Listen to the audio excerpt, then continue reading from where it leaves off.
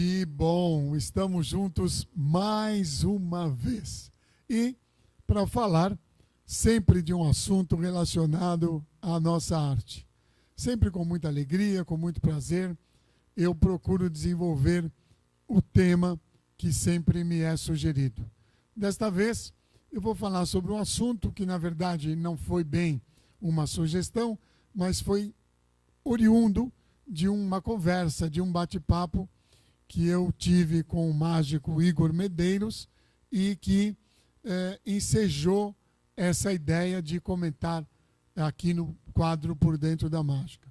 Hoje eu vou falar sobre a apresentação de pequenos números ou números de close-up num show de salão. É muito comum, são muitos mágicos que me perguntam que números, que tamanhos de números seriam adequados para se apresentar numa apresentação de salão e se um número de close-up ou um número pequeno serviria para a apresentação de salão.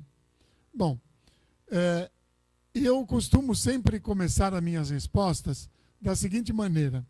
Eu assisti David Copperfield no ginásio do Ibirapuera com uma lotação de aproximadamente 10 mil pessoas, ele fazendo um número na plateia, que era o número onde as alianças e anéis das pessoas, do público, se encaixavam uns nos outros.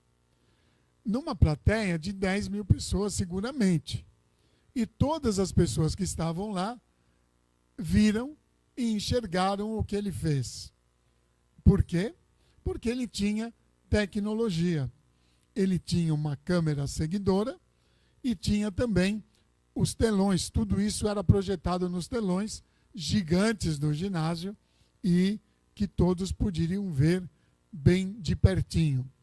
Então, se o mágico dispõe dessa tecnologia, hoje não existe mais números pequenos que não possam ser apresentados em qualquer lugar. Uma outra situação também, vivida por mim, eu fazia uma excursão, uma caravana, nós viajávamos para várias cidades do Brasil e trabalhávamos em clubes sociais e lá, normalmente, os lugares são pequenos, de médio porte. Então, eu levava um repertório para essa dimensão de espaço. E numa dessas viagens, nós fomos para um clube onde a apresentação foi num ginásio de esportes, um palco gigante e uma lotação também muito grande. Quando eu vi aquilo, eu fiquei numa situação complicada, porque eu não tinha números para aquele espaço que me parecia um espaço muito grande. E comentei com o empresário para o qual eu trabalhava, que também nos acompanhava no show, e comentei que eu não tinha o número para aquele espaço.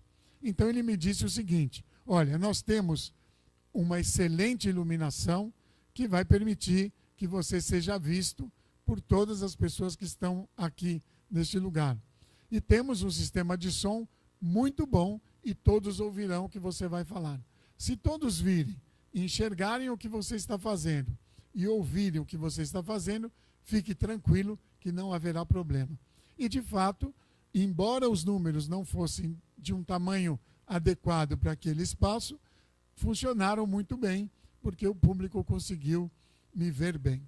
Então, hoje nós não podemos mais dizer que não existem, que os números pequenos não possam ser apresentados em qualquer ambiente.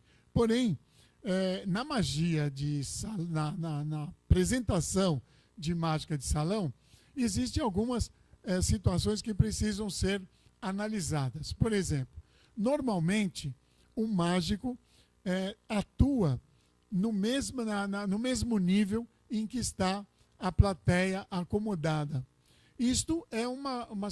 Esta é uma situação complicada, porque normalmente as pessoas que estarão na primeira fila sempre vão conseguir ver o que o mágico está apresentando.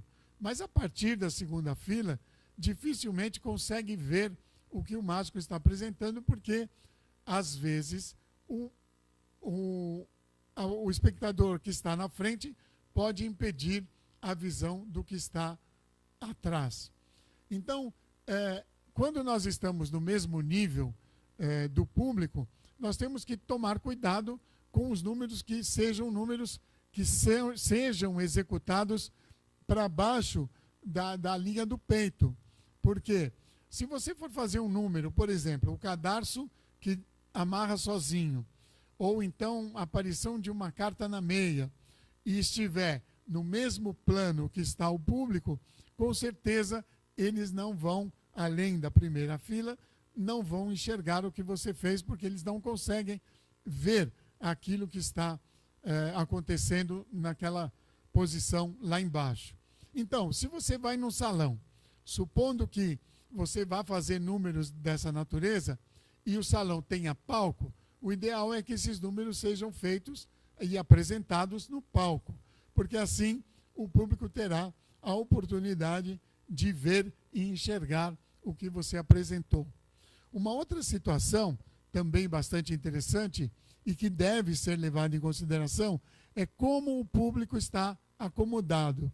Num salão, o ideal, aliás, em todas as plateias, mas no salão principalmente, o ideal é que as cadeiras não fiquem umas atrás das outras. O interessante é que colocada a primeira fila, a segunda fila, as cadeiras sejam intercaladas entre os vãos de uma e outra cadeira. E assim sucessivamente nas filas que vão se sucedendo para trás. Porque assim o que acontece? O espectador que está atrás, ele usa o espaço que fica entre um e o outro espectador que está na frente dele para ele poder ver o que está acontecendo. Então, esta acomodação é muito importante.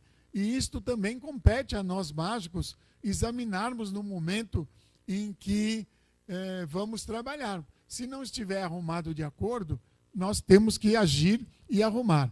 Eu já fui salvo por muitas situações onde o público estava bem acomodado nesse sentido e foi possível enxergar bem tudo aquilo que eu estava apresentando. Mas exigiu um esforço.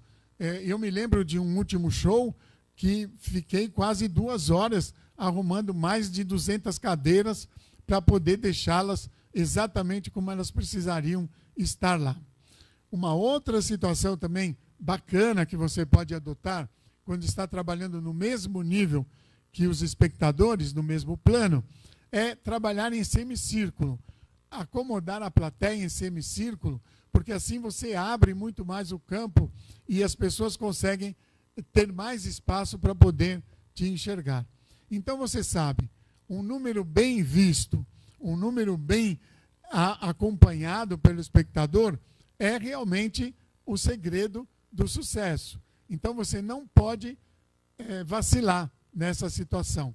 Ficam aí as dicas, a mim me parecem dicas importantes e que nem todos os mágicos levam muito em consideração.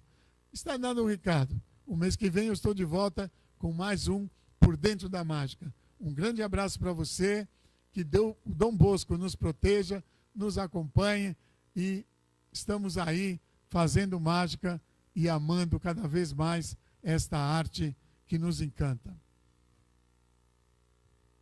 Muito bom. Eu não digo sempre que é uma aula de mágica. Aprendeu certamente coisas interessantes e importantes, né, para a sua carreira como mágico. São detalhes, às vezes, que passam despercebidos e não podem passar despercebidos. E é preciso que alguém nos oriente, nos alerte, nos ensine.